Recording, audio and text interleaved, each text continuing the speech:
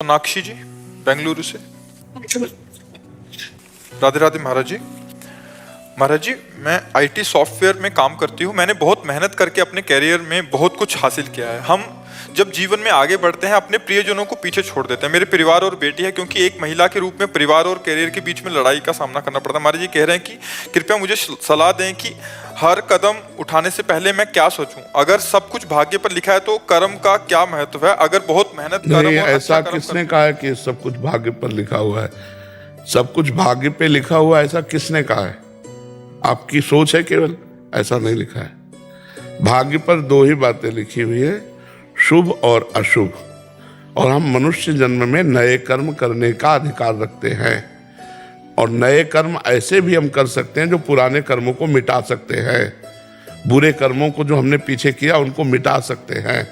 इसलिए पहले ये धारणा हटाओ। अब हम आपको बताएं, जैसे नया कर्म आप कर रहे हैं, वो आपका पुराना कर्म मिटा नहीं है, वो आपको व्यवधान देना चाहता है तो व्यवधान दे देगा, वो आपके नए कर्म में आकर बाधा पहुंचा देगा।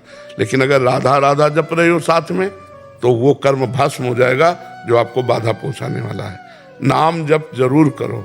और ये बात कि हम परिवार को समय नहीं दे सकते, तो ऐसा तो प्रायः हर नौकरी वाले को, हर व्यापार वाले को 10 दिन के लिए बाहर जाना, 2 महीने के लिए बाहर जाना, 2-2 महीने परिवार वालों से ना मिल पाना, लेकिन अर्थ कमा करके हम अपने परिवार की सेवा सुविधा को देते हैं। पास रहना तो बराबर ना व्यापारी रह पाता है, ना कोई नौकरी पेशा वाला, उसको भी अपने व्यापार के लिए बाहर जाना होता है। तो हमें लगता है इस पर तो कोई शोक करना नहीं चाहिए।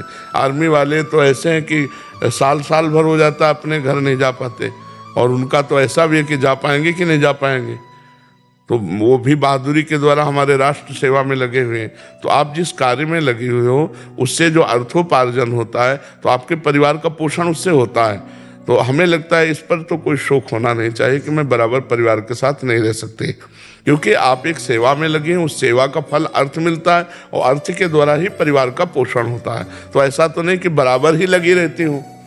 हर डिपार्टमेंट में छुट्टी अवसर मिलता है तो हम अपने परिवार के बीच में बिताए। जो छुट्टी मिलती है वो हम अपने परिवार के बीच में भी। अब बराबर तो कोई नहीं रह सकता। एक किसान भी दिन भर मेहनत करता है, रात्रि में आता है, सो जाता है। अब लेकिन व्यापार, नौकरी, ये जैसे कार्य है, इनमें तो महीनों महीनों परिवार से नहीं मिला जा सकता। हमारे मास्टर ही है, उसका ट्रांसफर हो गया है, डॉक्टर है वो अपने, तो सब अपने अपने कार्य में रत हैं। जहाँ समय मिले जिसको, अपने परिवार को बहुत प्यार करना चाहिए। माता पिता, बच्चे, पति, प्यार ही जीवन में वो भगवान का साक्षात्कार कराने की सामर्थ्य प्यार ही रखता है, प्रेम। पर वो जब अपने स्वार्थ का रूप रख लेता है तब गलत हो जाता है। जहाँ स्वार्थ हुआ तो पति पत्नी में लड़ाई, और पूरे परिवार में ये नहीं। आज जो कलह बढ़ रहा है उसका मतलब प्यार की कमी है। आज प्यार को शोषण वृत्ति माना जाता है। शोषण वृत्ति प्यार नहीं होती।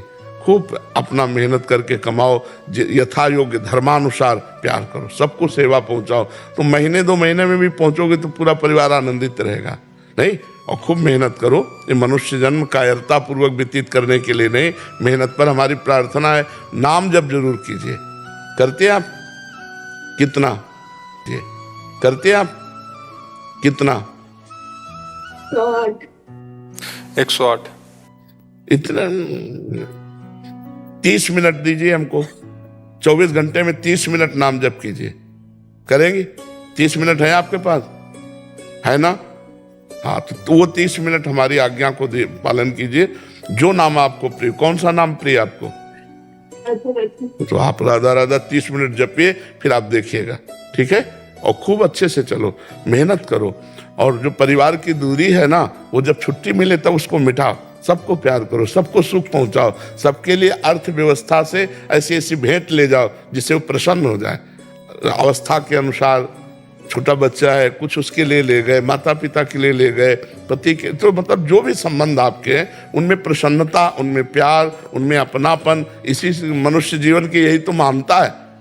नहीं तो पशुओं में हमें क्या अंतर रहा? अगर हमारा परिवार हमसे सुखी नहीं है तो फिर हम देश को क्या सुख पहुंचा पाएंगे, समाज को क्या सुख पहले हम 4 लोग जो परिवार के, वही प्रेम करना सीख जाए, तब अनंत ब्रह्मांडों के स्वामी भगवान से हम प्रेम कर पाएंगे। ठीक है?